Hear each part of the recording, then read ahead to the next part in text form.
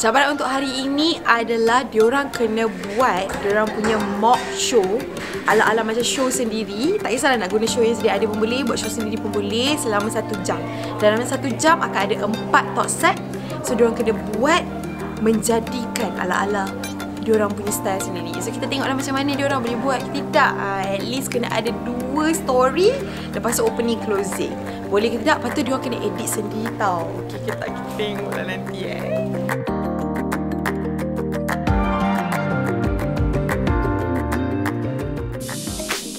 Tadi saya telah diumumkan sebagai pemenang untuk task video semalam. Dia kena cakap pasal kenapa kita like jadi penyampai baru era. So saya amat bersyukurlah untuk terpilih sebagai pemenang. And benefit dia, saya dapat pilih dia punya urutan untuk siapa buat on air dulu. So first saya letak Acap sebab saya rasa dia memang one of the contestant yang power lah. And saya tahu tu memang forte dia. And last kali saya letak Najah sebab saya nak tengok the first one and the last one ni macam mana vibes dia. Edlin cakap macam tu kat kita orang. Dia tak tahu dia tu seteru kita orang. Betul. Kalau sebelum ni kita rasa macam kita tak adalah selesa mana pun. Sebenarnya kita orang takut tau dengan orang. Tak pernah selesa. Tapi bila Edlin sebut nama kita tadi, kita dah mula selesa. Tak.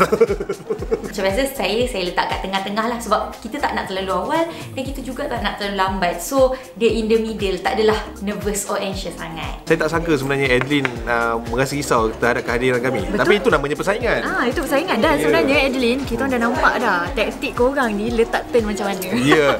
Daripada hari tu lagi letak saya nombor 1, Najah last. Tak, saya last, dia nombor 1. Faham? Ambil balik macam tu. Kenapa? Faham. Tapi Edlin jumpa kat final je lah. Okay. See you in final. Okay. Ingat senang ke nak jadi announcer? Tapi best.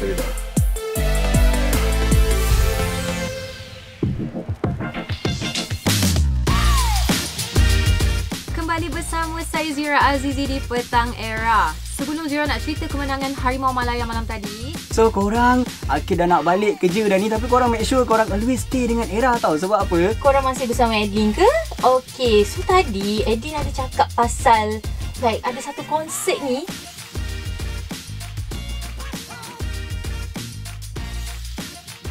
Oh my god, susahlah korang sebenarnya. Kalau cakap tu Najah boleh lagi, tapi bab edit ni dia akan take time sangat-sangat. Wish me luck. Yelah, dulu orang tak tahu sangat sebab ramai kurang sikit pasal social media ni, betul tak Azhar? Okay Azhar, soalan last.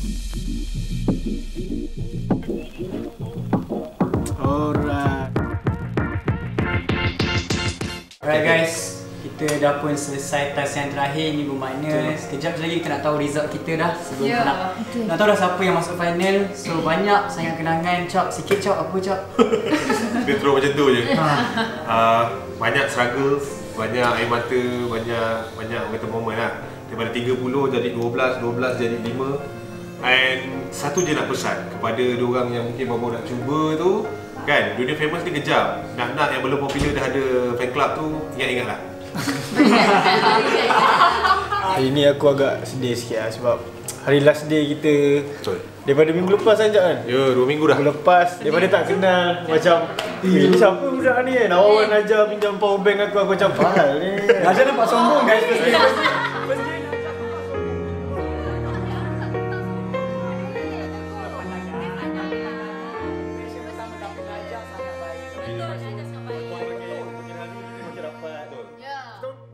Kita belajar sama sini. Kat dalam ni ada nama mereka yang layak ke final. Penyampai baru era yang akan diadakan besok pukul 8.30 malam. Siapa yang nak pergi final? Saya! Buat saya! Yang berjaya ke final penyampai baru era ialah Haris Kiel!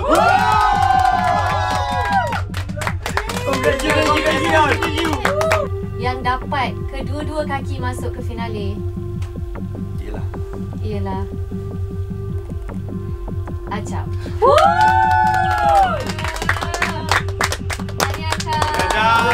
Najah! Nama yang seterusnya yang akan pergi ke finale penyampai baru era adalah Akil. Nama yang kami akan sebut adalah nama yang layak ke final penyampai baru era. Dengar betul-betul. Nama yang layak ke final penyampai baru era yang akan join Acap, Hariskyo, Akil dan Najah ialah The Zira Adeline. The Zira Adeline. Anda layak ke?